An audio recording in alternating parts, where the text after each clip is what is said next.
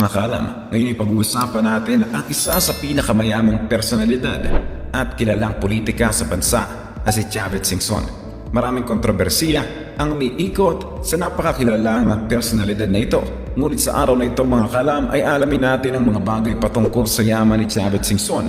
Kung saan nga ba talaga ito nagmumula at magkano nga bang kinikita ni Chavez Singson na ikagugulat ninyong lahat mamaya. Tara at ating simulan ang pagtalakay kay Chavez Singson. Si Luis Crisologo Singson o mas kilala natin bilang si Chavez Singson ay kilala bilang isang politiko at business tycoon sa Pilipinas. Siya ay nabuno bilang gobernador sa Ilocos Sur sa halos mahigit 3 dekada. Isa rin siyang dating congressman at dating deputy national security advisor para sa gobyerno ng Pilipinas noong 2008. Tumakbo rin siya sa pagiging isang senador noong 2007, ngunit sa kasamang palad ay hindi siya nanalo. Ngunit ngayon ay kasalukuyan siyang namamakala sa pamahalaan ng lungsod ng Ilocos Sur bilang mayor nito. Pinanganak noong June 21, 1941 sa Vigan, Ilocos Sur at pangalawang pinakamatanda sa kanilang magkakapatid. Siya ay nakapagtapos sa Colegio de San Juan de Letran sa Manila sa kursong Commerce. Kapwa-pamilya ng kanyang mga magulang ay nag-ahari sa politika sa rehiyon ng Ilocos sa ilang mga henerasyon. Ang family background pa lamang ni Chavez Singson ay sumisigaw na mayaman talaga ito sa kanya pa lamang kapanganakan. Naging matunog ang pangalan ni Chavez Singson noong naging sentro siya ng balita sa paglalabas niya ng milyon-milyon para lamang mabili ang rights para idaos ang Miss Universe dito sa Pilipinas sa pangatlong pagkakataon nito sa ating bansa. Sa kanya rin mismo nanggaling ang gastos para sa production, accommodation, transportation, pagkain ng Miss Universe Organization officials para sa mga kandidato rin mismo at sa iba pang mga expenses.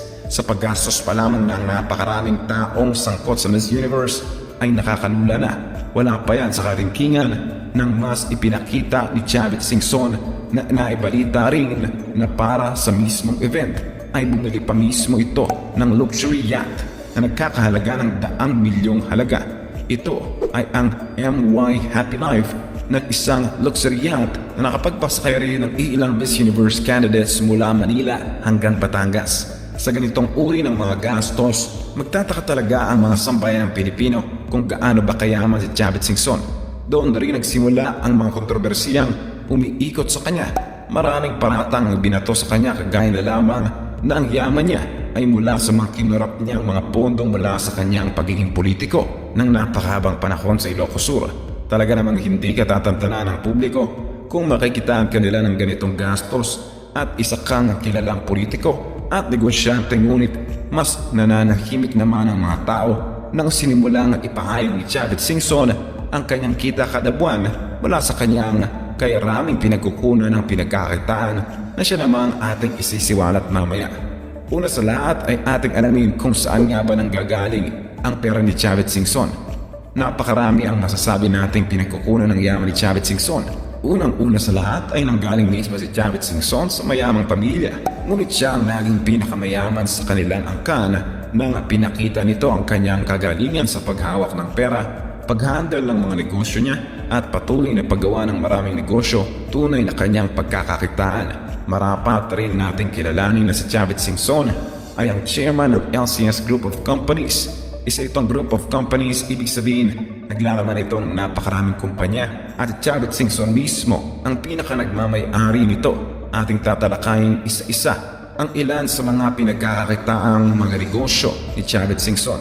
Una sa lahat, ang ating ibabanggit ay ang kilala bilang isa sa pinakatanyag na tourist spot dito sa Pilipinas na baluarte sa Ilocos Sur na isang 80-hectare interactive wildlife sanctuary. Dito pa lamang ay nakakapagtala na siya ng napakalaking kita. Papangalanan ko rin ang iba pa sa kanyang mga negosyo at kumpanyang kanyang pinagmamay-ari.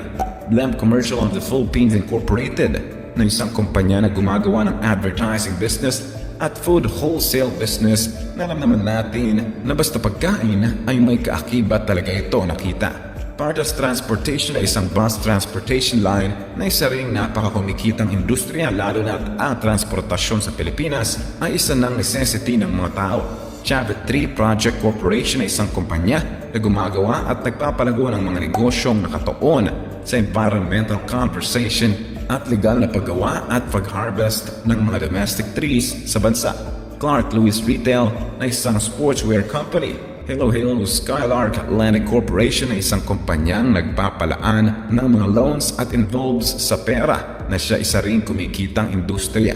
Platinum Skies Aviation na isang exclusive airlines na nagbibigay ng corporate at private air services. Sa Trap Mining Corporation na isang mining company ni Chavez Singson kung saan ang gagaling ang kanyang mga ginto na siyang kilala rin na napakaraming naka-impact sa kanyang tirahan sa kanyang mga vault. Masasabi mo talaga na napakalaki talaga ng kinikita niya, lalo pa at napakalaki na ng conversion ngayon ng ginto. Satra Power Corporation na isa namang kumpanya na nagsusupply ng kuryente na isa ring necessity at kumikitang kumpanya ni Chavez Singson. Alam naman natin kung gaano kalaking halaga ang maaaring kitain sa industriya ng kuryente. White Line Media Production Incorporated na isang kumpanyang nagbibigay ng mga multimedia services para sa mga negosyo para sa kanilang advertising at promotions. Masasabi rin isa itong broadcasting at media production company. Sa mga ito pa lamang mga alam ay tunay na masasabi na natin sa mga magagandang industriya na kumikita talaga ay nagpapataas ito ng kabuuang yaman ni Chavez Singson mula sa ginto hanggang sa perang pumapasok sa kanya. Kamakailan naman ay nagpatayo na naman siya ng iba pang mga bagong business ventures para naman sa commercial airline na magbibigay ng domestic at international routes. Nagpatayo rin siya ng bangko na Puerto Rico sa pangalang Vegan Banco International na mayroon na ring branches sa Los Angeles at Mexico na naging parte ng Go Sport na isa sa pinakamalaking sporting goods chains sa Europa. Ngayon, ang malaking katanungan naman ay magkano ba ang kinikita ni Chavez Singson? Batay sa kanyang pahayag sa pagsiwalat at pagsagot niya sa mga kontrobersiya na naaayon sa kanyang yaman ay ito ang sinasabi niya. My net revenues amount to about 120 million pesos a month. There are a lot of companies. I have many business that earn millions. The construction business, I make billions. The transportation business, I'm netting around 100 million pesos a month. I've earned 1 billion pesos from that in previous years, just for transportation. Isipin niyo yan mga kalam, 120 million pesos isang buwan o kaya 4 million pesos kada araw. O mas mahigit pa ngayon, mas marami na ang kanyang mga negosyo ngayon na kahit ata wala nang gawin itong si Chavez Singson ay patuloy ang kanyang pagyaman.